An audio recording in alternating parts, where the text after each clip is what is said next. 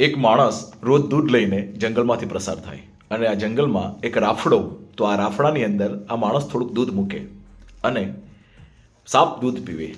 આવું રોજ બને. સાપ જ્યારે દૂધ પીવે ત્યારે એક મણી મૂકે છે અને આ રોજ આ માણસ આ મણી લઈને ઘરે આવે છે. થોડાક દિવસ પછી આ માણસને બહારગામ જવાનું થાય છે ત્યારે એના દીકરાને કહે છે કે જંગલમાં એક સાપ છે, એ આપણું દૂધ પીવે છે અને મણી આપે છે. છોકરો હા પાડે છે. છોકરો 2-3 દિવસ દૂધ મૂકે છે, મણી લાવે છે. છોકરો વિચારે છે કે આવો એક એક મણી લાવો એના કરતાં સાપને જ મારી નાખું તો, અને એક દિવસે ડાંગ લઈને સાપને મારે છે. સાપ છટકી જાય છે, બચી જાય છે અને દીકરાને ડંખ મારે છે. દીકરો મરી જાય છે. બીજા દિવસે 3-4 દિવસ પછી આ માણસ દૂધ લઈને પાછો જાય છે ત્યારે નાગ દૂધ પીતો નથી. 4-5 દિવસ પછી એ નાગ કહે છે કે દોસ્ત, હવે તારે ને મારે મેળ નહીં આવે. તને સારે દીકલો ને મને સારે ડાંગ. હું મારા ઉપર થયેલો પ્રહાર નહીં ભૂલી શકું અને તું તારા દીકરો નહીં ભૂલી શકે.